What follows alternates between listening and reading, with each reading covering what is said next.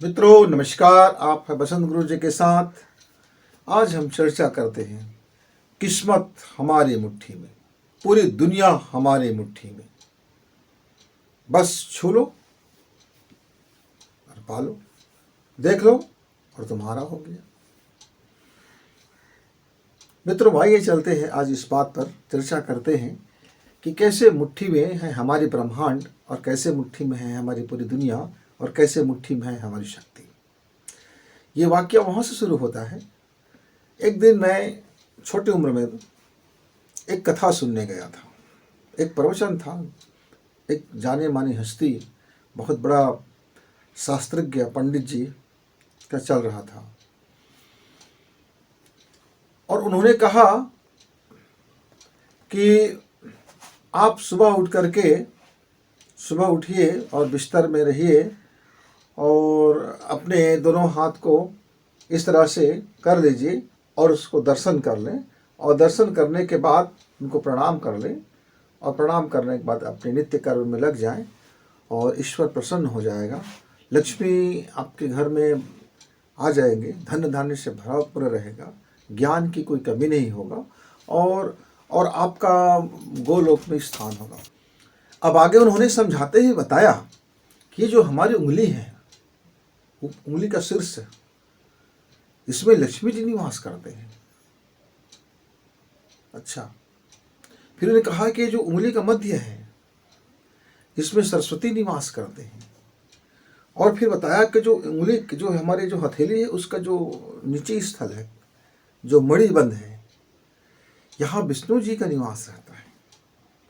तो आपने सुबह सुबह उठ करके किसका दर्शन कर लिया? बोले कि लक्ष्मी जी का दर्शन हो गया, सरस्वती का हो गया और विष्णु जी का हो गया। तीनों का आपने दर्शन कर लिया तो आप घर में धन धान्य भी हो गया, ज्ञान भी हो गया और आपका मुक्ति भी हो गया।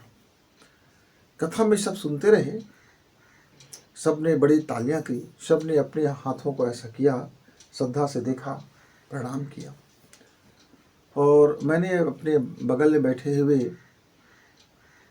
दादाजी से पूछा, क्या ये जो पंडित जी बोल रहे हैं क्या सत्य बात है? तो उन्होंने कहा, सत्य की तो पता नहीं है, पर पंडित जी बोल रहे हैं भाई, तो उस शास्त्र की बात है, तो मैं उसको झूठा भी कैसे कह सकता हूँ, सच ही होगा। तो इस बात से तो कोई इनकार नहीं है कि पंडित जी का घर धन धान्य से भर गया, क्योंकि आप इतने हजार लोगों ने सुना, पर एक व्यक्ति ने उस कोट को नहीं पूछा कि आप ये कैसे कह सकते हैं। क्या शास्त्र में लिखा गया? ऋषि मुनि सिर्फ इतना ही कहते हैं कि अपने सो करके उठो, हाथ को देखो, दर्शन करो और आपका हो गया। यहाँ देखो कहा है कि दर्शन को कहा है कि छुओ कहा है। आप जाते हो मंदिर में मूर्ति दर्शन करने, तो मूर्ति के पैर छूते हो, बिना छुए आपको तसल्ली नहीं होता, छूने के बाद ही तो मन में तसल्ली होता है। आप बड़े बुजुर्गों के घर में जाते हो, बुजुर्ग सामने देखते हो तो उनका पैर छूते हो, बिना पैर छुए आपको तसल्ली नहीं होता है। तो यहाँ आप सिर्फ दर्शन करके तसल्ली कर लोगे। लक्ष्मी जी के पैर नहीं छूओगे क्या? सरस्वती के पैर नहीं छूओगे क्या? विष्णु जी के पैर नहीं छूओगे क्या? मेरे मन में तरह तरह की बातें उठने लगा। अब सवाल ये उठता है मित्र, यदि मेरे दर्शन मात्र से मेरी किस्मत मुट्ठी में हो सकता है, धन धान्य से मैं संपन्न हो सकता हूँ, ज्ञान से मैं संपन्न हो सकता हूँ और मुक्ति या मोक्ष मुझे मिल सकता है, तो इतने सरल और सहज कार्य फिर इस धरती में लोग करते क्यों नहीं? फिर लोगों को यकीन क्यों नहीं हो रहा है? जब इतना सरल है कार्य, तो फिर क्यों ये झंझावत में पड़े हुए हैं? क्यों दिन रात मेहनत करता है? किसान भाई जा करके अपनी पसीना चूचुहाते रहता है, धूप में पकते रहता है, चूरते रहता है। महिलाएं रात दिन किचन में खाना बनाना, बर्तन धोना और लोगों की सेवा करना, कपड़े धोना, दिन रात खटी रहती है। मजदूर न जाने जा करके कहाँ जा करके मजदूरी करते रहते हैं। बड़े बड़े लोग, बिल्डर्स लोग बड़े बड़े मकान बनाते रहते हैं, रात दिन मेहनत।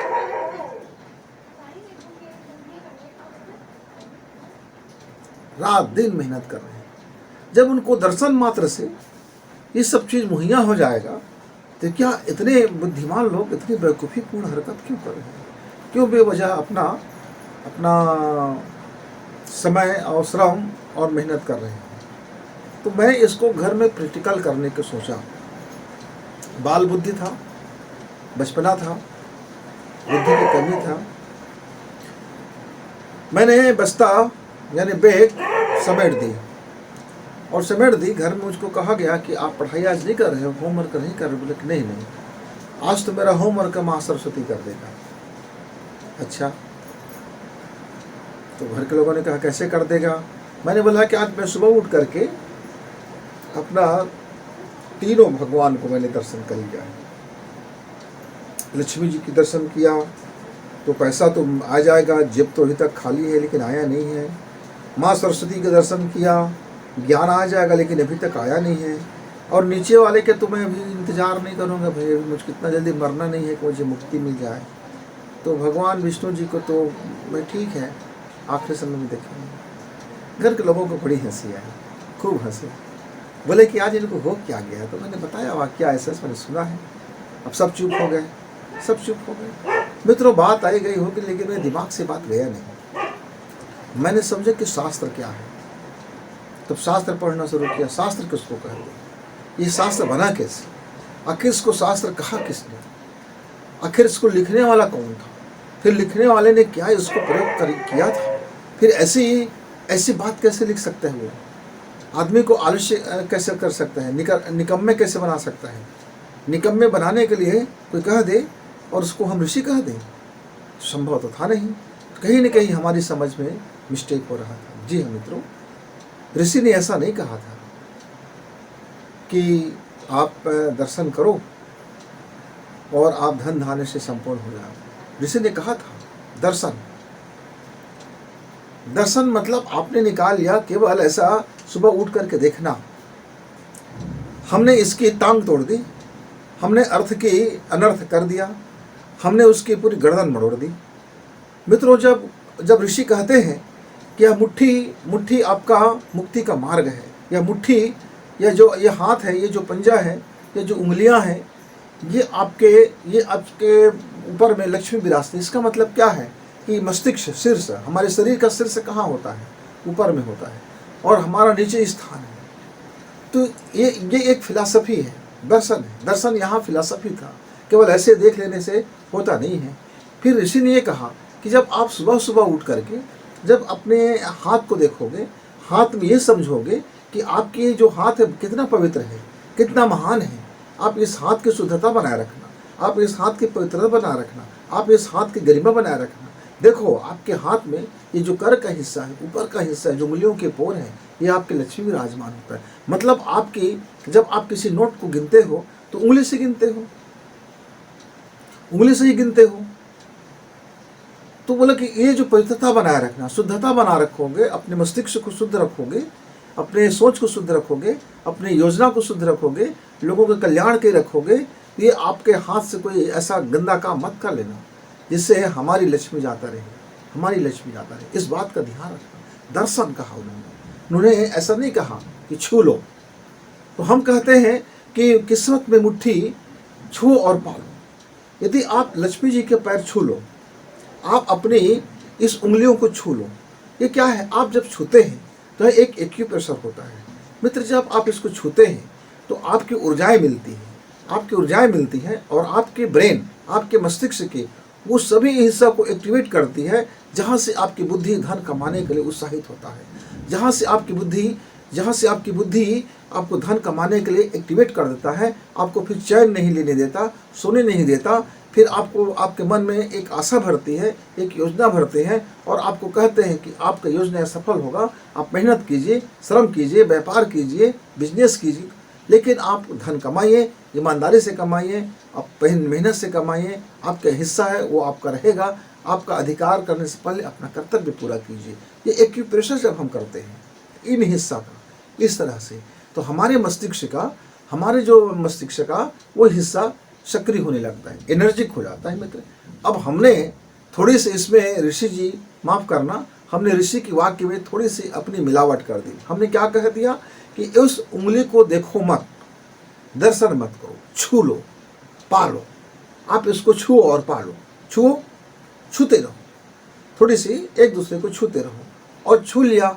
अब छू लेने से क्या हुआ कि हमारे जो मस्तिष्क एरिया है, हमारे जो उसके जो हार्मोन्स हैं, हमारा जो आज्ञा चक्र का हार्मोन्स है, हमारा जो पिट्यूटरी ग्लैंड का हार्मोन्स है, हमारा जो थायराइड ग्लैंड का हार्मोन्स है, जो हमारा किडनी का हार्मोन्स है, वे सब एक्टिवेट होने लगे। पूरी ऊर्जा हमारे शरीर के एक एक अंगों का यहाँ प्रतिनिधित्व पॉइंट होते हैं। पूरा शरीर एक तरफ और उसका सारा प्रतिनिधित्व पॉइंट एक तरफ। और जब हम इस तरह से जब उंगली को मिलाते हैं, छूते हैं, दबाते हैं, प्रेस करते हैं, तो मित्रों ये अंगूठा का हिस्सा है। ये अंगूठा जो है ये हमारा ब्रेन का हिस्सा है, ये हमारे मस्तिष्क का हिस्सा है। नाक, कान, मुंह सब यहाँ है। आप जब यहाँ को पॉइंट करोगे तो आपके उस अंग में प्रभावित होगा।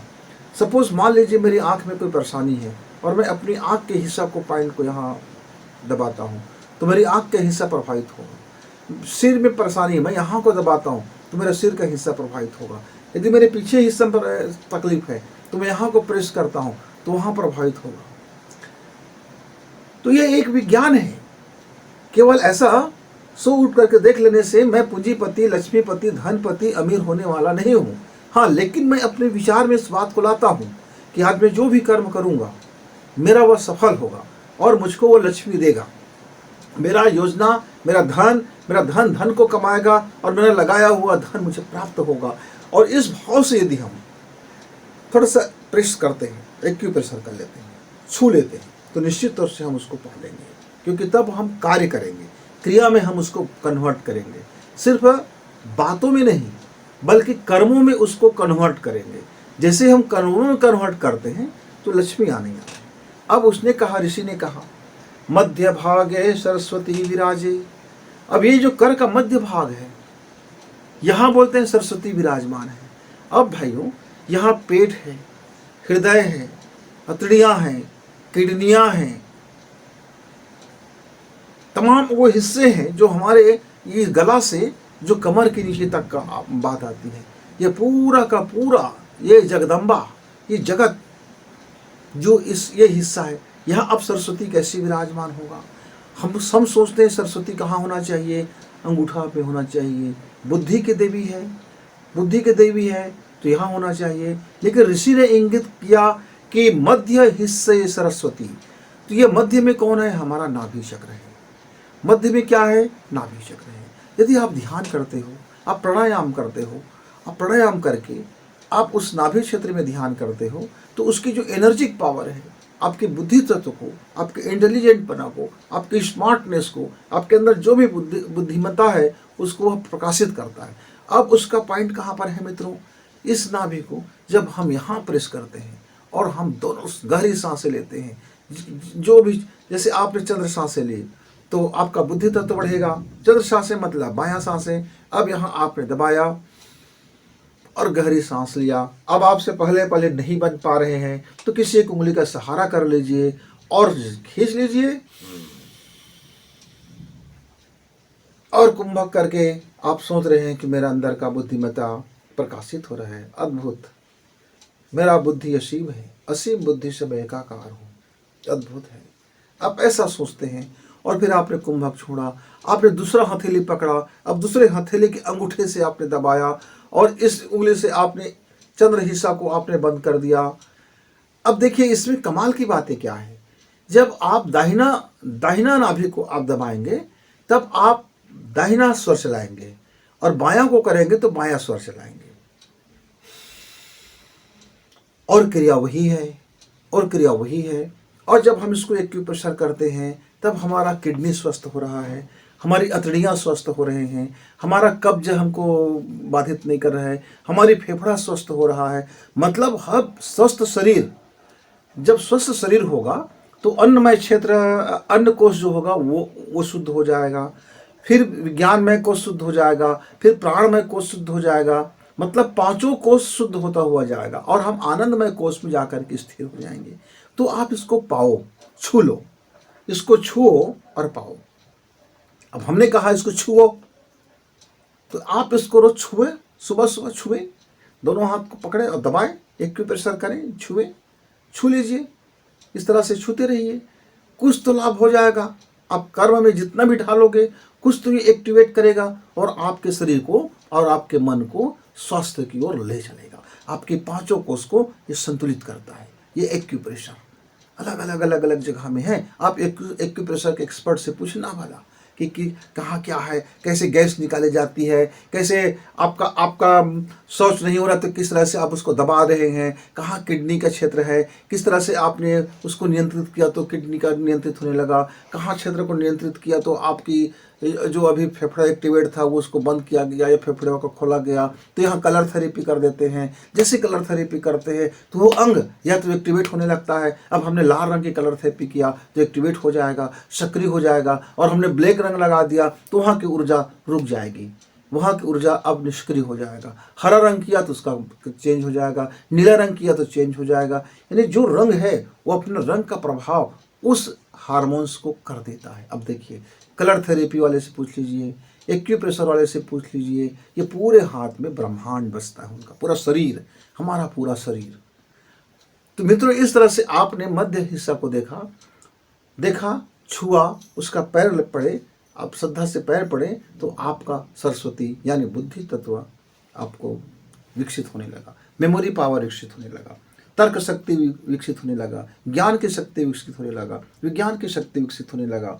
यानी भौतिक जगत में आप आध्यात्मिक जगत के साथ साथ आपकी प्रगति अब होने लगा। लक्ष्मी आ गया, ऊपर से सक्रिय हो गया, दिमाग में आपने पैसा डाल दी, मनी माइंड सेट कर लिया कि आज मैं जो भी करूँगा, जितना भी कर्म करूँगा उसको लाभ होगा, यानी पैसा आएगा, पैसा आ गया। अब मित्र, नीचे के हिस्सा सबसे खतरनाक हिस्सा है, विष्णु जी का हिस्सा। अब विष्णु जी का हिस्सा मतलब अध्यात्म। अब यहाँ जब हम इस तीनों नाड़ियाँ हमारे यहाँ रहते हैं, तीनों नाड़ियों का संगम होता है, तीनों नाड़ियाँ यहाँ विराजमान होती है। जब हम तीनों नाड़ियों को सम करेंगे, जब हम इसको इस तरह से एक्यूप्रेशर करते हैं, दबाते हैं और दोनों नासिका से सांस भरते हैं और खींचते हैं, तब हमारा जो सुषुम्ना जब चलने लगती है, तब हम आकाश तत्व में स्थिर हो जाते हैं और हमारा जीवन अध्यात्म की ओर बढ़ चलता है। अब ऋषि ने क्या कहा, देखिए, अब पैसा कमाइए, बुद्धि से कमाइए, अब जीवन जिए, ज्ञान से जीवन जिए, विज्ञान से जीवन जिए। लेकिन जब आप अपना जीवन का समापन करें, रात्रि को शयन कक्ष में जाए, सोते समय जाए, तो अपने जीवन को अध्यात्म से परिपूर्ण कर लें। जीवन का 3 हिस्सा मित्रों, एक तो पैसा कमाना, ताकि यहाँ की जो विकास है, इस संसार की जो ग्रोथ है, इस संसार का शिक्षा है, दीक्षा है, पेट के लिए है, कपड़ा के लिए है, मकान के लिए है, सुविधा के लिए है, अपने ज्ञान को बढ़ाने के लिए है, विद्या अध्ययन करने के लिए है, बहुत 99% आवश्यकता के लिए धन की जरूरत है। तो आपने धन को सबसे ऊपर में रखा। हमारे ऋषि महात्माओं ने कहा कि धन सबसे ऊपर है आपके लिए, क्योंकि आप संसारिक व्यक्ति हो। संसार में धन एक महत्वपूर्ण हिस्सा में आता है। मनी माइंड सेट कर लिया, फिर उस मनी माइंड में आप इतना मगन मत हो जाना कि आपका स्वास्थ्य चला जाए, आपका शरीर नष्ट हो जाए, आपके दिमाग खराब हो जाए, आप भ्रष्ट बन जाओ, आप अनैतिक बन जाओ, आप हरामखोर बन जाओ। इससे बचो, इससे बचो। तो क्या कहा कि मध्य भागे सरस्वती। तो आप अपनी जो जीवन है, जो लाइफ स्टाइल है, उसमें ज्ञान का संपुट लगा लेना, विवेक को रखना साथ में, विज्ञान को साथ में रखना, लॉजिक को साथ में रखना, तर्क को साथ में रखना, बहेया मत हो जाना, नीति में रहना, अनुशासित रहना, इधर उधर मटर गश्तियों में मत बिता देना। तो मध्य भाग्य सरस्वती, जीवन का मध्य हिस्सा, लाइफ स्टाइल। अब कहा आपने दिन भर कमाया, खूब जम के कमाया, मजा ली, जीवन जिया, अब आप सोने जा रहे हो, तब उस परम पिता को याद कर लो, अपने जीवन को अध्यात्म से भर लो। अब मनी माइंड को छोड़ दो, ज्ञान को भी छोड़ दो, भक्ति को भी छोड़, जो आपने कमाया है दिन भर, अब उसको समर्पयामी, स्वाहा समर्पयामी। दिन भर जितना आपने कमाया धमाया, जीवन जिया, अच्छा बुरा जो भी, अब अंत में समर्पयामी।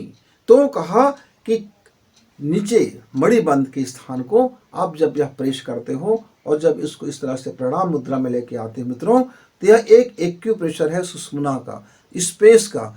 तो पूरी शरीर हमारा धनात्मक और ऋणात्मक ऊर्जाएं जब दोनों एक साथ होकर के पूरी तरह से हमें बैलेंस करते हुए हमें उस शून्य अवस्था में, सम्यक बोध में, वह दृष्टि में ले आता है जहाँ से अब ना हमको लक्ष्मी की ज़रूरत, न सरस्वती की ज़रूरत, यानी ज़रूरत ही समाप्त। हमें नहीं मालूम कि ज़रूरत होगा कि नहीं होगा। तो सब कुछ समर्पण करके अब हम शरण में चले जाएं, हम मुक्त हो जाएं, हम अपना प्रेम मुक्त कर दें, अपना ज्ञान मुक्त कर दें, अपना धन मुक्त कर दें, जो कमाया उसे मुक्त कर दें। तो मुक्त कर देने के बाद अपने को विश्राम में ले जाएं। तो जब अपने को विश्राम में ले जाते हैं तो वही तो मुक्ति है, वही तो भगवान विष्णु है। इसको समझने के लिए मित्रों मुझे 21-22 वर्ष लग गया जीवन का। मैं जिससे पूछता कुछ वही कोटेशन बता देता, फलाना ऋषि ने कहा है तो सच होगा, उसने कहा है तो सच होगा, उसने कहा है तो सच होगा, उसने कहा है तो सच होगा, उसने कहा है तो सच होगा, ऐसा बोल बोल करके मेरे दिमाग को पागल कर दिया था। तो मेरे मन में थोड़ी सी गलत भाव आ गया, ऐसा कहा है तो सच होगा, ऐसा कहा है सच होगा, तो तुम क्यों कहते हो? फिर उसको ही बोलने देते, जिससे जो कहा है, जो सच को जानता है उसी को बोलने देते। आप क्यों कोटेशन मारते रहते हो, विद्वता झाड़ते रहते हो? इसने कहा है, उसने कहा है, इनका ने कहा, ढिमका ने कहा।